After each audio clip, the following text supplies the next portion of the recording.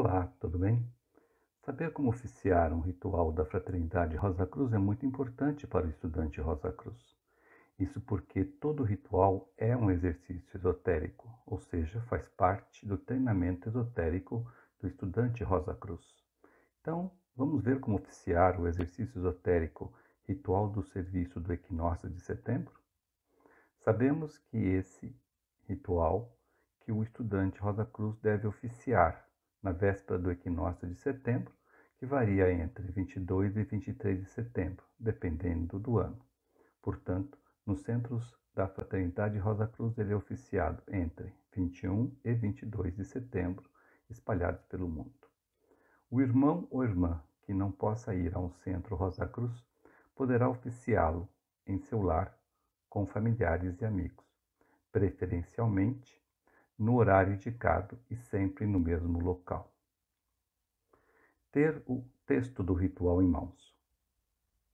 Se você não tiver, veja no texto abaixo desse link o vídeo para obtê-lo. Escolher um lugar. Tente sempre oficiar no mesmo lugar para você criar a egrégora do lugar. Lugares a evitar. Na cama do quarto. Pode ser no quarto, mas não na cama. No banheiro e em salas onde se pratica jogos de quaisquer tipos. Se puder, escute o adágio da Nona Sinfonia de Beethoven antes, como preparação. Se você não tiver, veja no texto abaixo desse vídeo o link para obtê-lo. Vamos ver agora algumas posições, tanto sua como dos objetos que se utiliza para o ofício. A primeira é a questão dos pontos cardeais, leste, oeste, norte e sul. Essa questão é importantíssima para saber onde colocar o símbolo Rosa Cruz. O primeiro cuidado aqui, o símbolo Rosa Cruz na sua plenitude, com a rosa branca. Não é o emblema Rosa Cruz que deve ser utilizado, sem a rosa branca. E o símbolo Rosa Cruz tem que estar coberto. O lugar do símbolo Rosa Cruz tem que ser no oeste, a direção que o sol se põe. Assim, o ideal é que você fique em frente a ele, portanto, no leste. A configuração total ficará assim. Cante ou leia o hino Rosa Cruz de abertura. Se você não tiver, veja no texto abaixo deste vídeo o link para obtê-lo. Descubra o símbolo Rosa Cruz. Se puder, ilumine diretamente e apague o restante das luzes. Em seguida, leia o texto do ritual. Se puder, em voz alta. Se não, pode ser em voz baixa. Queridas irmãs e irmãos, fixe o seu olhar no símbolo Rosa Cruz e fale: que as rosas floresçam em vossa cruz. Caso tenha mais pessoas, todas respondem.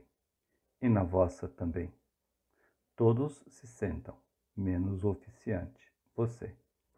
Leia esse texto do ritual. Deus é luz.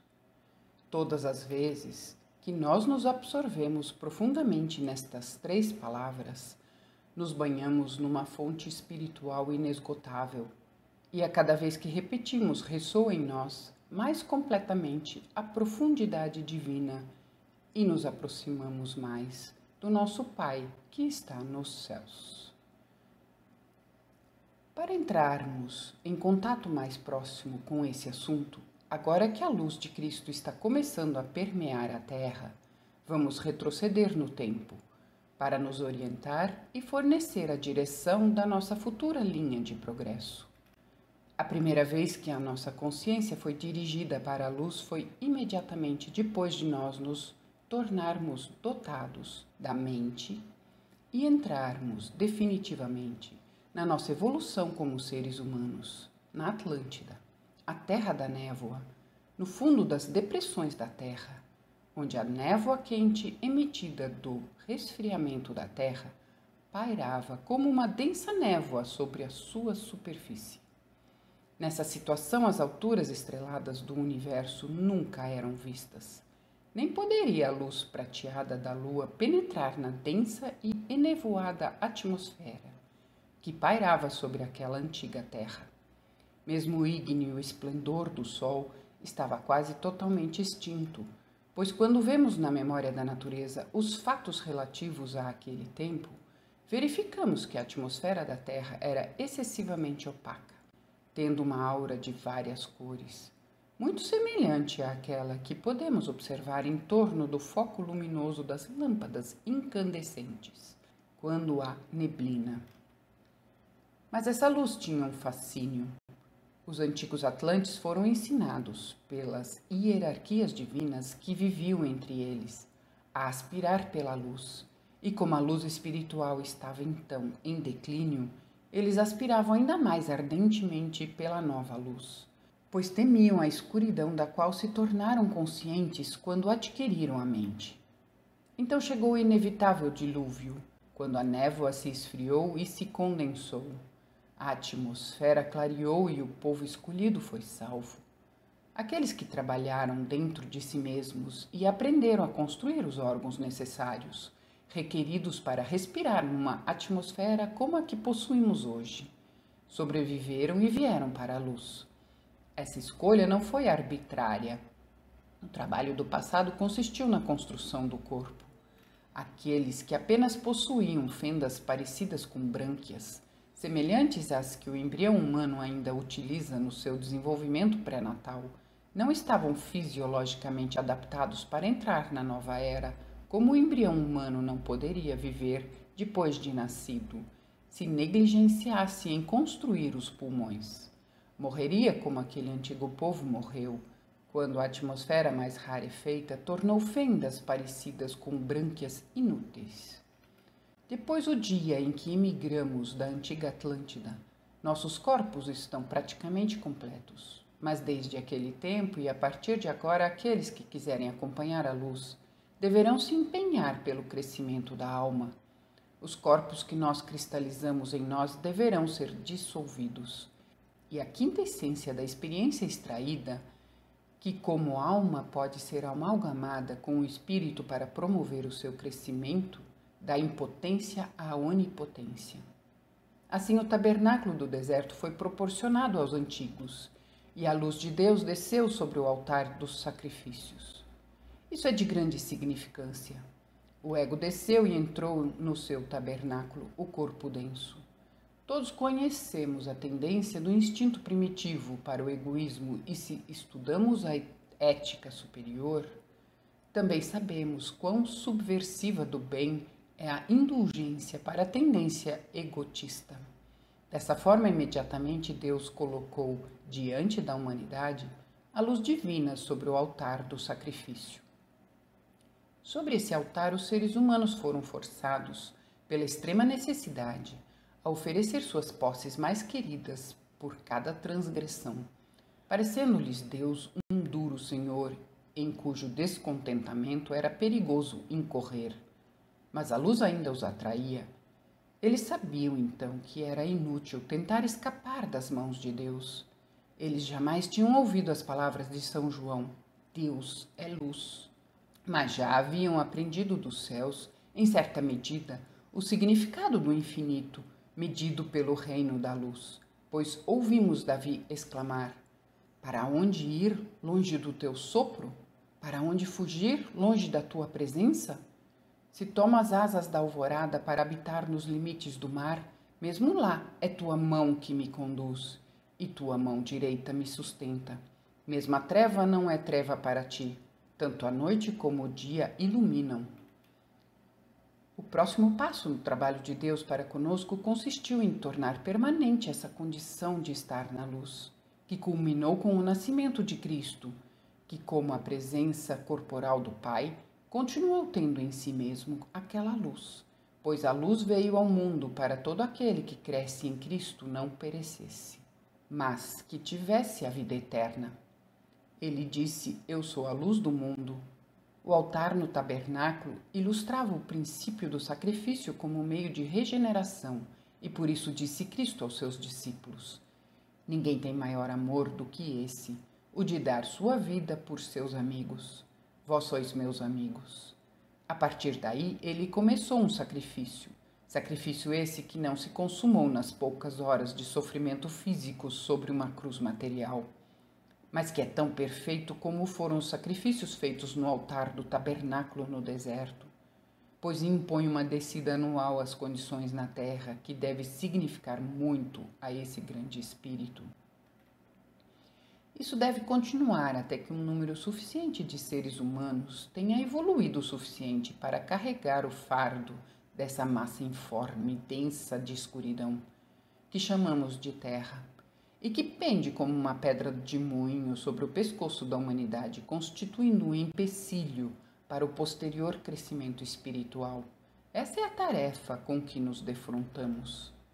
Estamos agora na passagem equinocial em que o Sol deixa o hemisfério norte, depois de prover todas as necessidades da vida para o próximo ano, e a onda espiritual que conduz em sua crista a vida que encontrará expressão física no ano que se inicia, está agora se aproximando de nossa Terra. O meio-ano que temos pela frente é a parte santa do ano, desde a festa da Imaculada Conceição até o nascimento místico do Natal, enquanto essa onda penetra em nossa terra, e desde o Natal até o tempo da Páscoa, enquanto a onda está saindo da nossa terra, uma canção harmoniosa, rítmica e vibrante, tão bem descrita na lenda do nascimento místico como uma hosana, cantada por um coro de anjos, enche a atmosfera planetária e age sobre todos como um impulso para a aspiração espiritual. Conhecemos a analogia entre o ser humano, que penetra nos seus veículos durante o dia, neles vive e por meio deles trabalha, e que à noite é um espírito livre, livre dos grilhões do corpo denso, e o Espírito de Cristo que habita nossa terra durante parte do ano. Todos sabemos que esse corpo é um grilhão, é uma prisão, como somos torturados pelas doenças e pelos sofrimentos, pois não há um de nós que esteja sempre com perfeita saúde, de modo que jamais sinta o látego da dor, pelo menos ninguém que esteja no caminho à vida superior. O mesmo acontece com o Cristo cósmico, que dirige sua atenção para a nossa pequena Terra, focalizando sua consciência nesse planeta a fim de que possa ter vida. Ele tem que vivificar essa massa morta que nós cristalizamos fora do Sol, anualmente. E isso constitui um grilhão, uma obstrução e uma prisão para ele. Assim, os nossos corações deveriam ficar voltados para ele, nesse tempo, em gratidão pelo sacrifício que ele faz por nossa causa, desde meados de dezembro até meados de março, permeando esse planeta com a sua vida para despertá-lo do seu sono, no qual permaneceria se ele não nascesse no seu interior para vivificá-lo. Sem essa infusão anual de vida e energia divinas, todas as coisas vivas sobre a nossa terra pereceriam imediatamente e todo o progresso ordenado seria frustrado, pelo menos no que diz respeito à nossa linha atual de desenvolvimento. É a queda do raio espiritual do Sol desde 23 de setembro até 21 de dezembro que causa a retomada das atividades mentais e espirituais desde 21 de dezembro até 21 de março.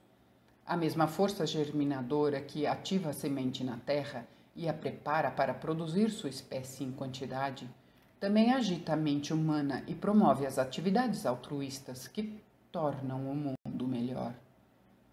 Assim é que as poderosas vibrações espirituais da onda crística, doadora de vida, estão na atmosfera terrestre durante os meses que temos pela frente e podem ser usadas por nós, com muito maior proveito se soubermos disso e se redobrarmos nossos esforços, o que não faríamos se desconhecêssemos esse fato. O Cristo ainda está gemendo e sofrendo as dores do parto, esperando pelo dia da libertação, pela manifestação dos filhos de Deus, e realmente apressamos esse dia cada vez que comemos e bebemos como alimentos para os nossos veículos superiores, simbolizados pelo pão e vinho místicos. Todas as vezes que nos damos a nós mesmos no serviço aos outros, contribuímos para o brilho de luz interna dos nossos corpos-alma, que é constituído dos éteres superiores. Atualmente, é o éter crístico que faz flutuar essa nossa esfera. Porém, vamos nos lembrar que, se desejamos apressar o dia de sua libertação, devemos desenvolver em número suficiente nossos próprios corpos-almas, até ao ponto em que eles possam manter a Terra flutuando. Dessa forma, nós poderemos assumir a sua carga e poupá-lo da dor da existência física. Que cada um de nós aproveite as vibrações espirituais com as quais seremos banhados durante os próximos meses, para que o próximo equinócio de setembro nos encontre mais próximos do dia da libertação. Agora nos concentremos sobre o amor divino e o serviço. Concentre-se em torno de 5 minutos. Terminada a concentração, cubra o símbolo Rosa Cruz e acenda as luzes. Se tiver mais pessoas, convide-as a ficarem de pé. Cante o hino ou leia o hino Rosa Cruz de encerramento. Leia a seguinte admoestação de saída.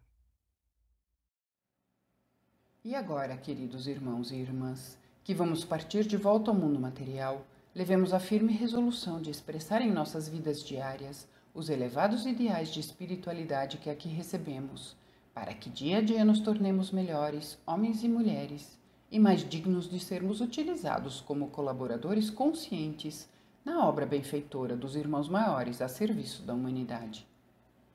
Que as rosas floresçam em vossa cruz.